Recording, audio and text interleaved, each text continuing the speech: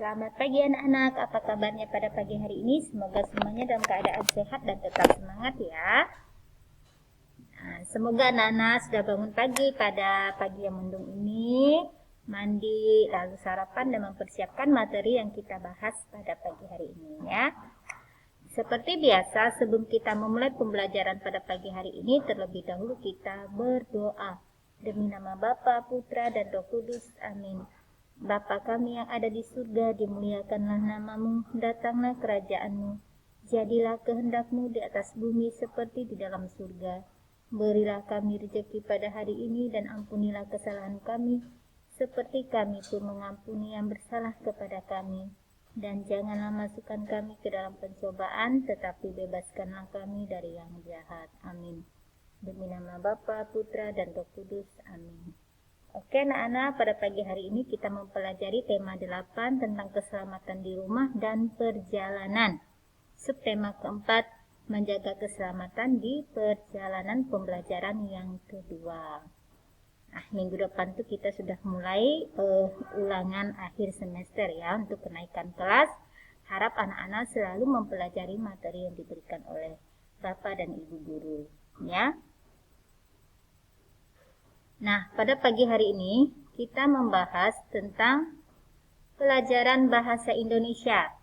Nah, pelajaran bahasa Indonesia di sini tentang penggunaan huruf kapital. Nah, kita lihat ya. Huruf kapital digunakan pada awal kata nama orang. Selain itu juga digunakan pada awal kata nama tempat. Anak-anak coba perhatikan di sini. Nah, Mita lahir di kota Solo. Ini adalah nama tempat, kota dan Solo. Ini ya, kota Solo. Mita ini karena di awal kalimat dan juga nama orang harus menggunakan huruf kapital. Kalau L-nya ini huruf biasa saja ya. Nah, huruf kecil maksudnya di sini huruf kecil yang L ini. Lalu di kota Solo. Nah, ini K-nya ini huruf kapital sedangkan S-nya juga huruf kapital karena nama tempat, nama orang itu menggunakan huruf kapital. Ya. Nah, sekarang pelajaran PJOK. PJOK di sini tentang menjaga kebersihan lingkungan. Anak-anak perhatikan di sini, lingkungan adalah tempat kita tinggal. Tempat tinggal harus kita jaga kebersihannya. Kebersihan merupakan pangkal kesehatan. Jika lingkungan bersih, maka penghuninya sehat. Coba anak-anak perhatikan lingkungan di sekitarmu, terutama di rumahmu ya. Di rumahmu itu bagaimana keadaannya, kamarmu, kamar mandi, dapur, ruang tamu. Kamu perhatikan apakah tempat-tempat tersebut sudah bersih dan rapi.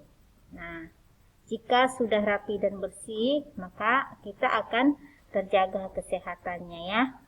Rumah yang bersih dan rapi itu membuat kita sehat karena seperti lalat dan hewan-hewan kecil yang merayap tidak menyukai tempat-tempat yang bersih dan rapi.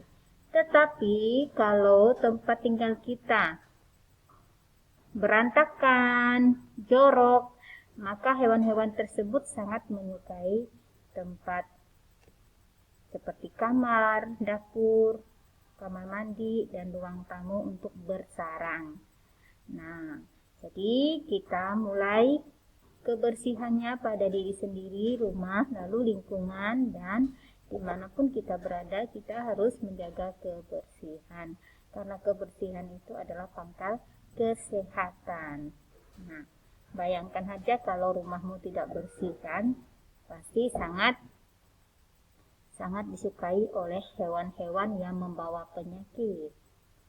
Nah, lalat banyak, apalagi semut dan sebagainya.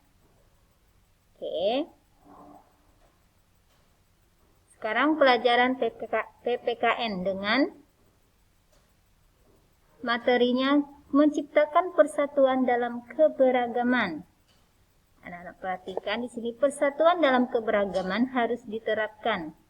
Kegiatan kerja bakti di masyarakat termasuk contoh persatuan. Kerja bakti dapat menciptakan keakraban antar warga, sehingga tercipta kehidupan yang rukun dan damai.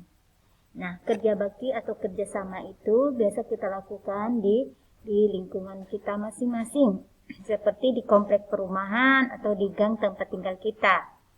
Nah, jika ada jalan yang rusak atau komplek kita sudah ada tumbuh-tumbuh rumput di sekitar parit dan parit tersumbat, maka selalu diadakan kerja bakti atau kerjasama. Nah, kerja bakti dan kerjasama ini manfaatnya banyak sekali ya. Nah, yang pertama itu menghemat tenaga, waktu, uang, itu menciptakan keakraban antar warga, menciptakan persatuan dan kesatuan antar warga, menciptakan persaudaraan.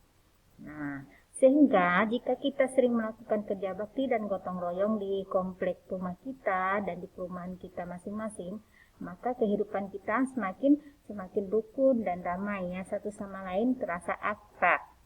Nah, seperti itu ya manfaat kerja bakti. Nah, karena dalam komplek kita itu tentu banyak perbedaan yang ada atau keberagaman yang ada. Ada yang agamanya Islam, Katolik, Buddha dan lain-lain, tetapi mereka tetap kompak. Nah, tetap kompak. Nah, di mana keberagaman itu harus tetap kita junjung tinggi dan hargai ya, supaya terciptalah tadi hidup yang rukun dan damai. Oke ya. Nah, sekarang ada soal anak-anak kerjakan ya. Nomor 1, Bhinneka Tunggal Ika artinya adalah titik-titik. Nah, apa arti Bhinneka Tunggal Ika? Nomor 2, Indonesia merupakan negara yang kaya akan suku, agama, dan titik-titik. Apa saja keberagaman yang ada di Indonesia? Nah, sebutkan ya. Nah, coba lihat ini. Ini merupakan keberagaman yang ada di Indonesia. Pada materi sebelum-sebelumnya sudah Bu Guru bahas ya. Materi yang sesudahnya, maksudnya materi yang terdahulu sudah Bu Guru bahas tentang keberagaman yang ada di Indonesia dan di lingkungan kita. Nomor 3, sikap yang tepat dalam menghadapi keberagaman seperti gambar di samping adalah, nah bagaimana sikapmu dalam menjaga kerukunan dan kedamaian atau keberagaman seperti gambar di samping ini. Bagaimana sikap kita ya. Lalu nomor 4, huruf kapital digunakan pada titik-titik. Nah, huruf kapital itu biasanya kita gunakan pada apa saja. Nah, pada materi awal sudah Bu Guru bahas. Lalu nomor 5, lingkungan yang bersih membuat kita merasa titik-titik. Nah, lingkungan bersih itu membuat kita merasa bagaimana? Oke, sampai di sini materi kita pada pagi hari ini. Sebelum mengakhiri, terlebih dahulu kita berdoa. Demi nama Bapa, Putra, dan Roh Kudus. Amin. Salam Maria, penuh rahmat Tuhan sertamu. Terpujilah engkau di antara wanita, dan terpujilah buah tubuhmu, Yesus. Santa Maria, Bunda Allah, doakanlah kami yang berdosa ini sekarang dan waktu kami mati. Amin. Demi nama Bapa, Putra, dan Roh Kudus. Amin. Selamat pagi dan Tuhan memberkati.